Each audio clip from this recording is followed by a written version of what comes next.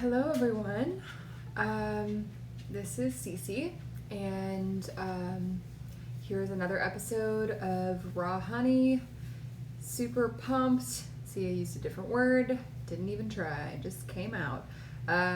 Super pumped to, I'm going to say it intentionally say it like 15 times during the show, to come back with you guys with another episode. This one was kind of triggered on by that new documentary. God, what is it called?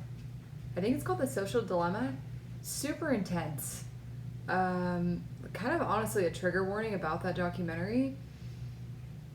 It's like a tearjerker, like on several different levels. It's kind of like a little more of a real life Black Mirror episode. If you guys have seen that show, just like you have to watch I don't even know, some Disney Channel show after to cleanse yourself or balance yourself from that really intense angsty the world is ending kind of message. But I did sort of come to a couple interesting epiphanies from the documentary that I thought would be beneficial to touch on. So yeah, I haven't really told this part of my story on the podcast. Like I said from the first episode, I kind of wanted to really just play it as is and try not to go back too far in my history and just kind of let, whatever happens during the week to come out naturally. And if it brings me back to a time earlier, then I'll speak on it. And it just is a little more organic than okay, I was 0 to 10 years old and let's talk about this. No, I don't I'm a feelings person. I need to be inspired. So this definitely brought me back to when I was really affected by social media. So I want to talk a little bit about the documentary just so you guys get to understand what it's about, so you're not completely lost on what I'm talking about. So the documentary is basically, it seems like it's pretty focused on Facebook, but it's basically talking about how these social media websites have been psychologically engineered to make money ultimately, but the way that they've done that is through getting more likes, getting people it kind of ends up being really radical things, depending on the gender, depending on the age group and every single facet of humanity, the age group, the race, the gender, the country, everything.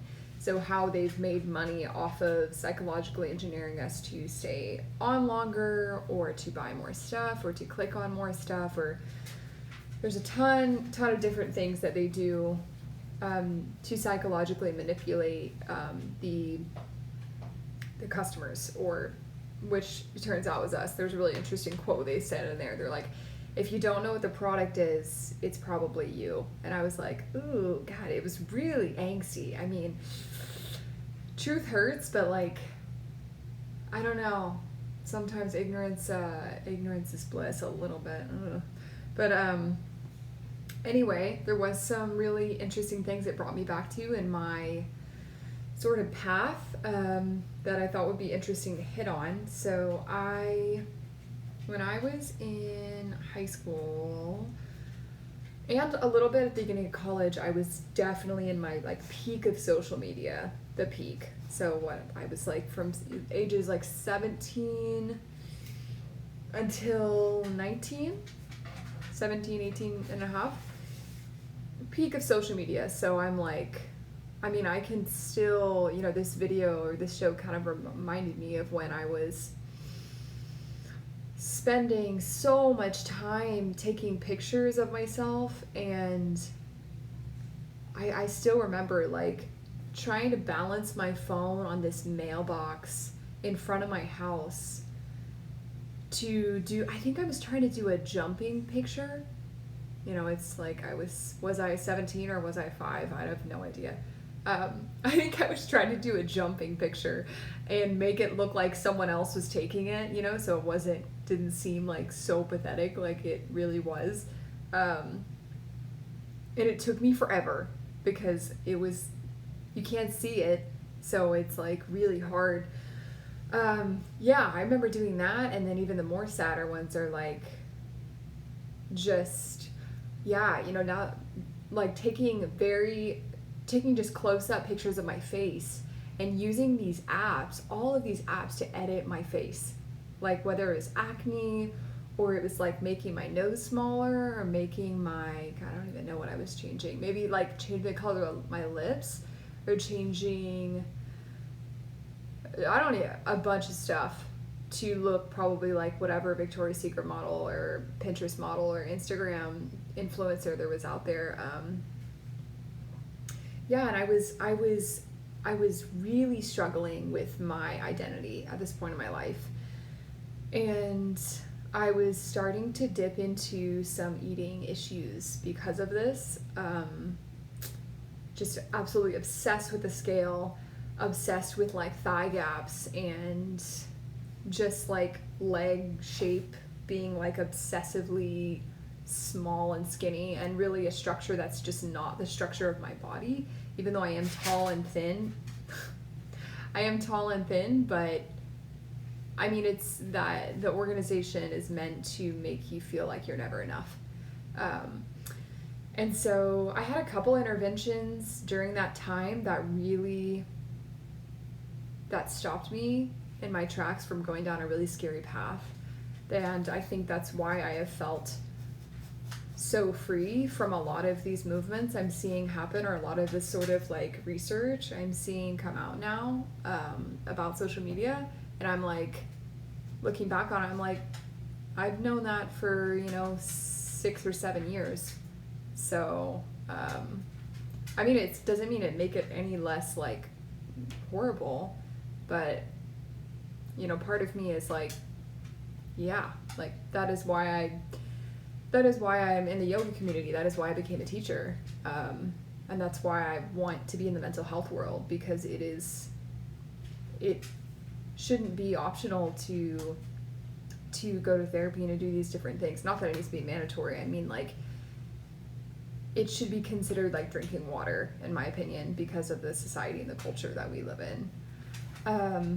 But yeah, so I want to talk about the interventions that I had first, and then talk about sort of my revelation from, sorry, Liberty is being crazy. What are you doing, girl? Come here. You're gonna get inside the closet? So the interventions that I had from this time, from getting any deeper, was one of my good friends who had dealt with an eating disorder before me. And she was able to tell me, like, firsthand, like, this does not make you feel better. It does not make you feel better. I promise you, I tried, and I was a weight that I thought was gonna make the whole world better, and it never got better. She's like, please don't go down this road. And she was my closest friend at the time, and so that was incredibly helpful. But I think the thing that really stopped me in my tracks was honestly just deleting it.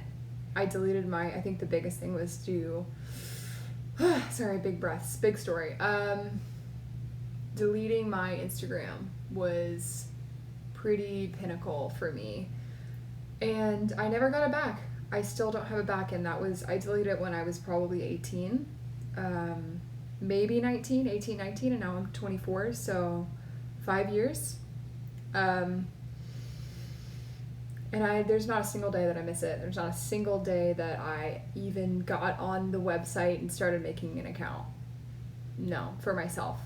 No, not even close. I don't miss it at all. Yeah, and I realized just how much of my life I had thought needed an audience. And that was the most interesting thing, is I realized how much time I was spending taking pictures of myself, and then how much those pictures relied on me having an audience. And once I didn't have that audience anymore, I was like, why am I, what's the picture? Like, why are we taking a picture? What's any of this for? And that kind of broke my heart, because I'm like, I mean, not that I needed to be focusing on taking pictures of myself, but like, my whole everything, memories, everything became about the audience that was going to see it. And that's just not living at all. That is like a repeat show. It just never stops. And the audience is never enough, or there's no audience and you think there is, I don't know, or they're throwing stuff at you the whole time. It's just a horrible cycle. So that was a big part of my revelation there. And then the second part of that intervention was during this time period, I started becoming a yoga teacher, and I started into that training. And that was incredibly eye-opening onto sort of new morals in life that I hadn't really thought about, like morals about all of the power that you have comes from in your own mind. These different like principles of yoga, and I'm definitely summarizing, and some of these are like put into my own terms. Like, I'm not quoting the Bhagavad Gita. I'm not quoting anything right now. This is just from I haven't looked at those books, like I haven't quoted those books in at least a year, so I'm not quoting. I'm just doing general summaries of what I got from those trainings. But selflessness being one of the most important qualities, service being another really important quality. Everything is about service. Everything is about love and about doing things for others.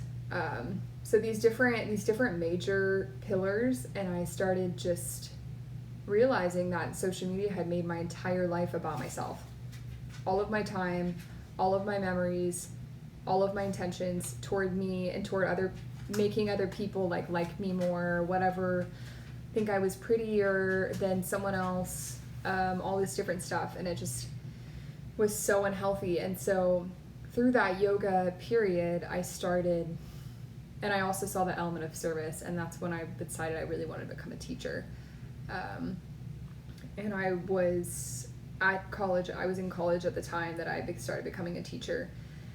And that's kind of when I started using social media for an organizational purpose. And it was a totally different, it was and it still is a totally different experience for me. And when I was watching this YouTube documentary, or not YouTube documentary, the documentary, The Social Dilemma, I was like, okay, like I've known a lot of this stuff for a long time, and I haven't felt any real issues with social media in a while, and I'm a very reflective person, and so I'm pretty aware. I make it a habit to be really aware of things I'm addicted of. And to be fair, the Netflix or watching Gilmore Girls over definitely took me a solid couple months to figure that out. So I'm not gonna pretend like I'm perfect, but I make a point to reflect on the things I'm putting into my body, I'm putting into my mind. So I was like, I don't feel like those things have affected me. And I was like, okay, I'm going to look at the time I've spent on Facebook, because all of the stats on this documentary are like 10 hours a day or all this crazy stuff. And I looked on there, and this week, what was it? This week was 5 minutes, and last week was like 7 minutes. And I was like, wow, because I click on it every now and then, but I was really proud of myself, because I'm like, yes, I made that decision when I was 19, and I got into a community that supported it, which was the yoga community, and I really put a lot of effort into that, and I was like, that's amazing. And I think that time is based on the time that you spend scrolling, because I do a Facebook Live video every Friday for one of the nonprofits I support. And it's like 10 minutes, so I don't know how the weekly total on Facebook would be that long, but I definitely agree with, like, I have spent very little time scrolling through Facebook feed. And even though the ads are definitely targeted to me, like mental health and yoga and all this stuff, I think because of the yoga community and because of the things I learned in those trainings, and the work that I've done on my mental health, I maybe will click on one of the ads, but the amount, I can count on my hand the amount of times I bought something from Facebook ads. Even though, like, yeah, I'm really interested in all that stuff. Like, I am. And maybe it'll give me an idea. But I'm just like, I think once you peel back the curtain and you get on that intuitive side, whether it's through, that notification comes up every time we do the show, whether it's through, mental health work, or it's through yoga, or it's through meditation, whatever it is, when you become aware of the things that you're looking at and that are coming into your mind, and you create that intentional filter, you pick up on a lot.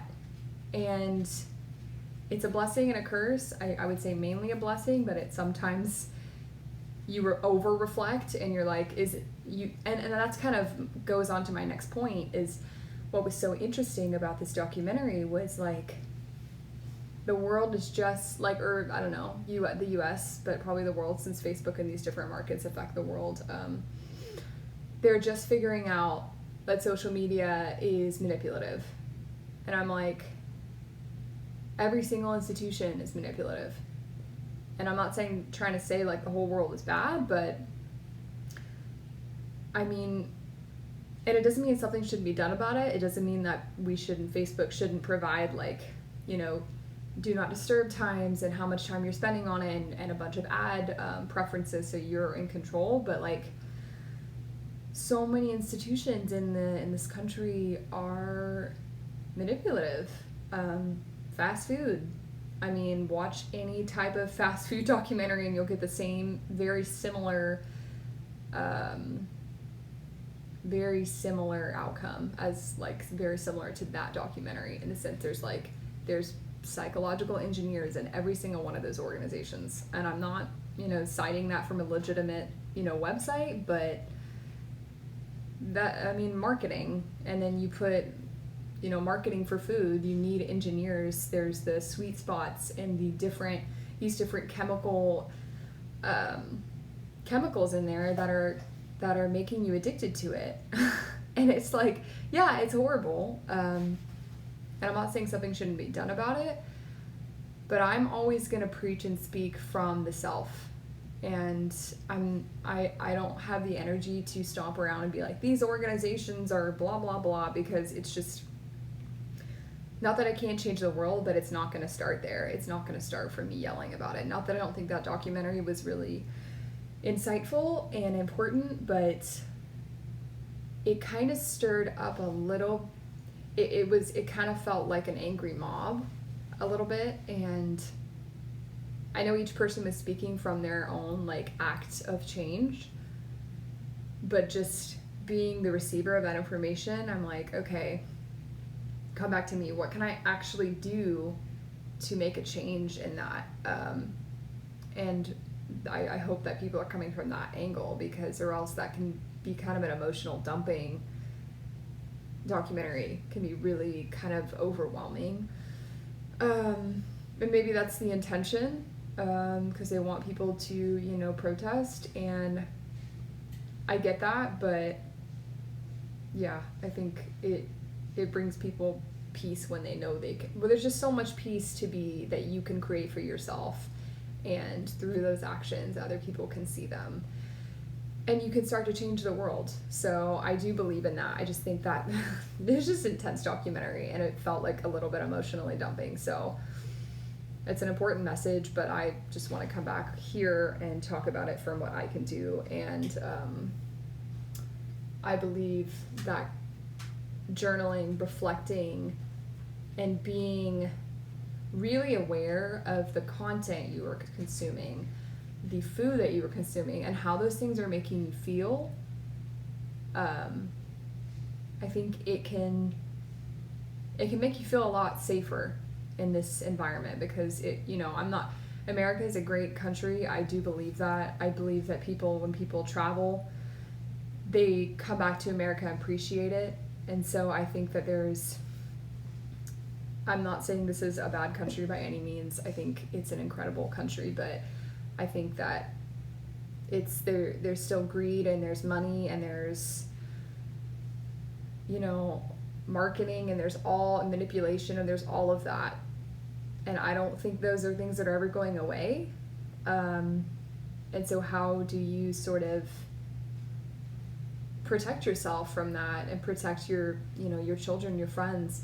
And I think that it comes from creating that filter and that mindfulness and presence in yourself, whether it's journaling or therapy or mindfulness practices or meditation. Like, there's a plethora of things you can do, but I think creating that filter for yourself is the best way to have that control, and it can start right now, which is really brought me peace about a lot of it, because I used to do a ton of research on different institutions in America that are in the similar playing field as Facebook and different, I'm sure, other social media sites where they have engineers that are manipulating people, manipulating vulnerable populations, usually children, and it ends up in depression, suicide, bulimia, obesity, diabetes at, by age 25, like crazy stuff.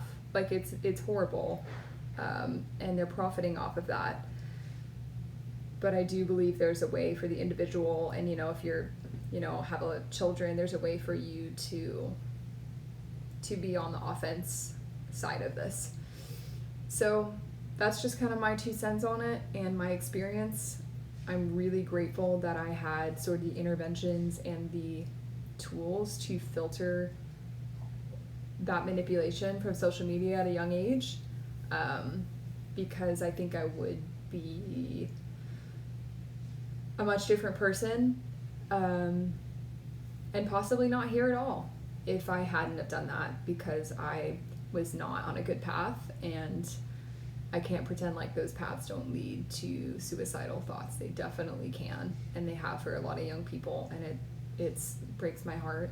But I do believe everyone has the power to be strong in their mind and filter a lot of the stuff that we're consuming, and just being mindful of what we're looking at in the morning, what we are consuming, what we're feeling, and what we're consuming because of what we're feeling. It's just, I do believe we have the power to find that presence and that mindfulness and live a life that we actually are making coherent decisions in. So yeah, but hopefully it's not too heavy for you guys. I will definitely leave some links below of some of the mindfulness and presence tools that I use. And yeah, so another shout out to my good friend Ella and her awesome stickers, the Ruth Bader Ginsburg stickers, the I Voted stickers, and I think she has a couple others on her page too, but I want you guys to go check them out. Spoiler alert. And they are $4 each, and then if you get them in a bundle, she will lower the price to $3 each. So, and of course, doTERRA, my favorite essential oil company. I'll leave a link for that below as well. Definitely helps me be present. It's definitely integrated into this podcast episode, because I use doTERRA for anxiety, I use it for headaches, I use it for a lot of things that I definitely could cover up with junk food and Facebook feeds and all this different stuff. So there is another world out there. There is another community that teaches presence and mindfulness and just healthy choices and power of the mind and power of the self. There is a community that teaches that. And even if you aren't around people like that, there are so many resources that can help you get into that type of lifestyle and type of thinking. So hopefully no one feels completely hopeless. I feel like that video documentary kind of wanted to create that a little bit to really force people to wake up, and I get that.